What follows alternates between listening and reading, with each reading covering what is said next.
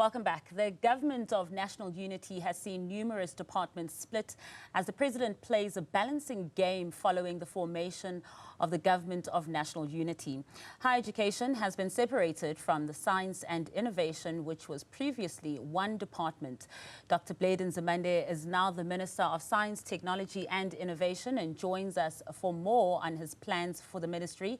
Dr. Nzimande, thank you so much for joining us this evening. I guess, you were at the Minister of Higher Education for a very, very long time. I guess it's a good start to ask, are you going to miss the students? Thank you. Good evening, Masa, to you and your viewers and listeners. Yes, of course, I'll miss the students in many aspects because I had regarded my job as Minister of Higher Education and Training to respond primarily to the interests of the students. Of course, there may be parts of it that I may not miss. Like, for instance, sometimes I felt that too much protest at the slightest provocation. But otherwise, I'll miss the students because that has been my life since 2009, as it were. And I also take this opportunity to wish them well under a new minister. Yeah. Let's talk about your new role, though, now.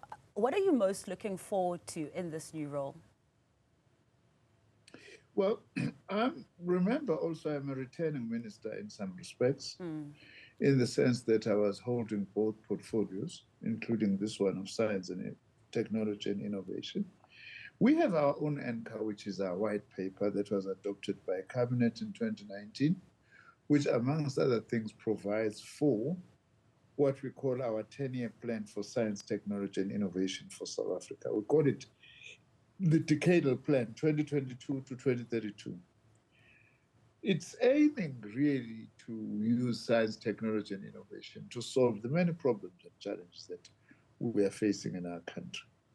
For instance, the necessity to modernize our economy. That's priority number one. Whether it's mining, whether it's in the production of energy, whether it's small, medium enterprises, assisting them with product development, those are some of the priorities that we actually have. Also, of course, as government, myself, it's my task also to ensure that we invest more in science infrastructure. We need more of science infrastructure in order to be able to use science to solve the many problems that we are facing. Amongst others, also, the necessity to expand postgraduate studies, especially but not exclusively PhD programs, which is what our country needs, because countries that are innovating are also able to produce more PhD students, perhaps than what we are producing now. So science, as our slogan says, making sure it's possible, is actually to ensure that we use science, technology, and innovation to solve poverty, unemployment, and inequality, the problems that we are actually facing in our country. So that constitutes some of my priorities as I actually start this term as Minister of Science, Technology, and Innovation. Do you feel that now that the ministry has been split, your focus now can be purely on this and not on, you mentioned earlier that you would miss the students, but there are aspects of the higher education ministry that you won't miss as well. And some might say that maybe some of the students also won't miss you as a minister, because there were those grievances as well when one thinks about all those protests from roads must fall to fees must fall as well. But do you think that now that it's been split, you'll be able to properly focus on the business of science, innovation and technology for this country? Yes, definitely, Master. Although I do need to say, by the way, that I achieved a lot under higher education. I still hope that history will judge me for what I did, because I think that enormous advances were made whilst I was in that portfolio. But now, you are right. The load is going to be somehow different in terms of focus. Not necessarily less load, but that I'm able now to focus on this portfolio, which I must say that in my previous portfolio, I regretted the fact that I almost spent 80% of my time on higher education and training matters and not enough time on science and innovation. I'm really excited about this. I'm looking forward, especially because there is lots that needs to be taken forward, including, for instance, alternative sources of energy. My department has been driving what we call Hydrogen Society Roadmap, the production of fuel cells from hydrogen, which is renewable energy. We also last term launched what is something I'm very proud of, the presidential PhD program to take out some of our brightest doctoral and postdoctoral students to go into many parts of the world to actually learn and be able to bring that knowledge back to South Africa. We've also established, by the way, a solar research facility, which is something that needs to be expanded given the increasing importance of solar energy. Another exciting thing is that we are going to be supporting through research the cannabis industrialization program, which also is a new sector of our economy that we are actually growing. The other thing that is very important is to support research for product development as well as capacity for innovation in the small, medium, and micro enterprise sector, because that sector plays a very crucial role in the development of economies in the world, and not least in our own country. The other area of focus, Masa, is what one called pandemic preparedness. Scientists are telling us now that we've entered an age of pandemics. COVID-19, they tell us within 10 years from 2020, we are likely to have another pandemic because of climate change, which is another priority area.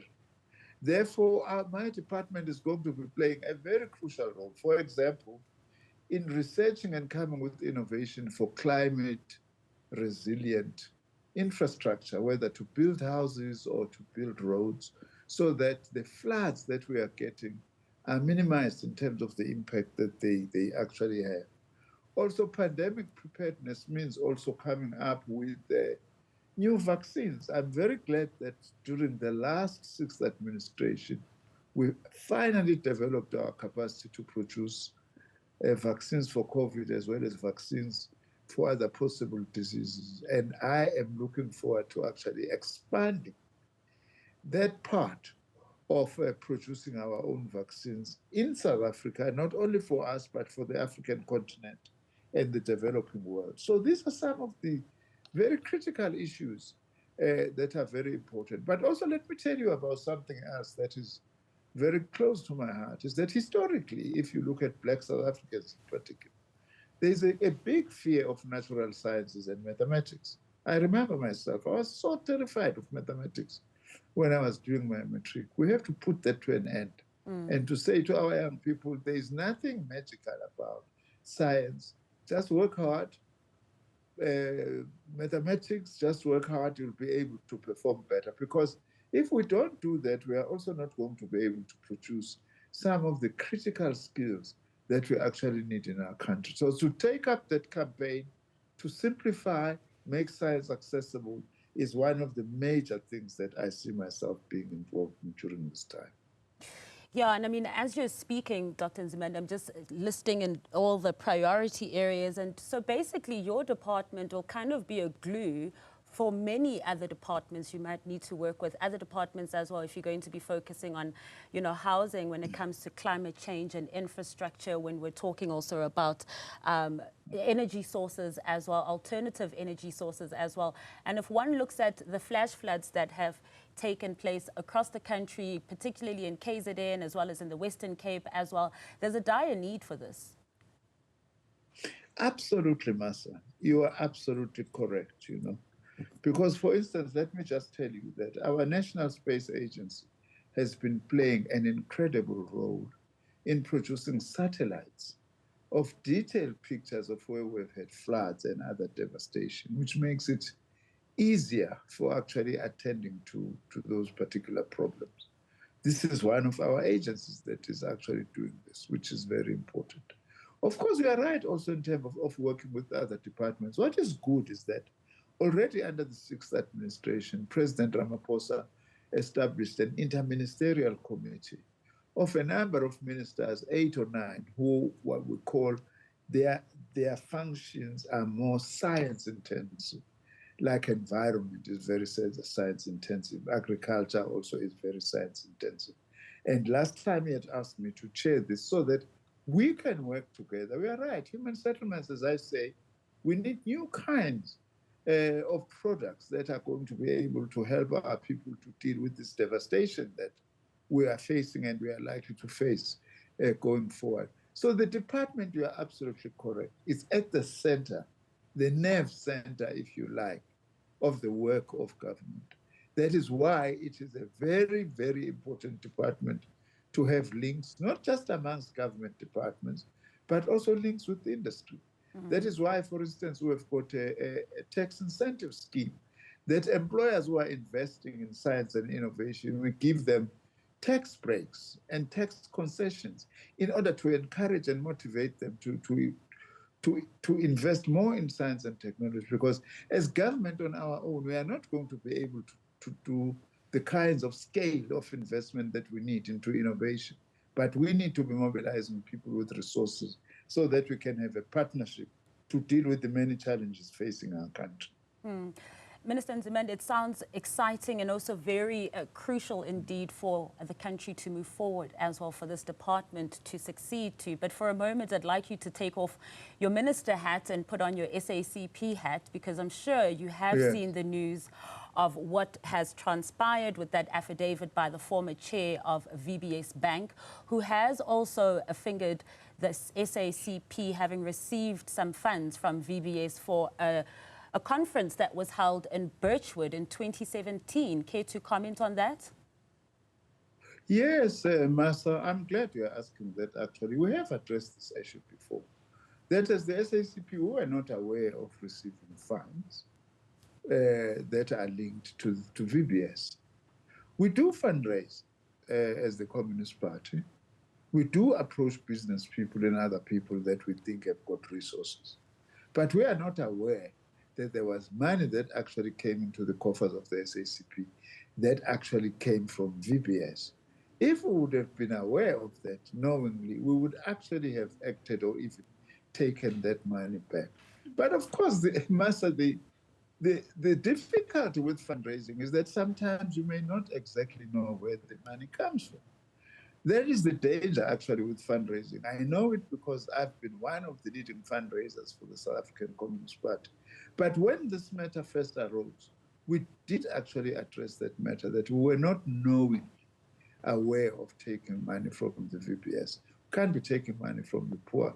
It's against our very basic communist principles. Yeah, it was quite a bit of a high amount there. Sorry to interject, you may continue.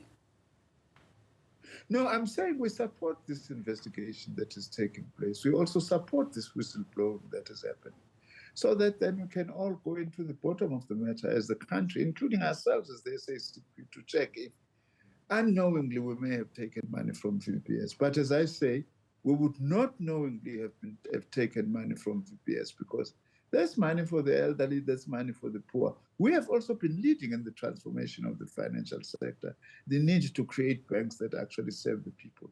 VBS ideally would have been one of those institutions that we would have fought for in order to make sure that our people have got access to financial support and services where they need them. And Dr. Nzimande, have you had a chance to talk to any of the other SACP members who were also mentioned in that affidavit, who may have an understanding that it was coming from VBS allegedly? No, we haven't, because we've just seen this now, although I may not know, because the General Secretary and the Secretariat are the people who are full-time at head office. They might have already started engagement, so I can't say with certainty whether we have done that or not, but we definitely would have an interest in this matter. There's no doubt. We are not going to dodge this matter, Massa. We're not going to run away from it. We are actually going to face it, because we were very vocal and militant that money of poor people must not be squandered, must not be stolen.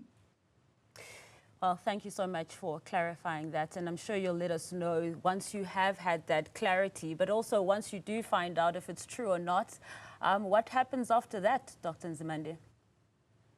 Well, it depends what would be the nature of that, if there is any transgression whatsoever. If there is a transgression, we have our own internal disciplinary process as the SACP to begin with. And if such transgressions also require the attention of law enforcement agencies, we won't hesitate also to take that to the law enforcement agencies.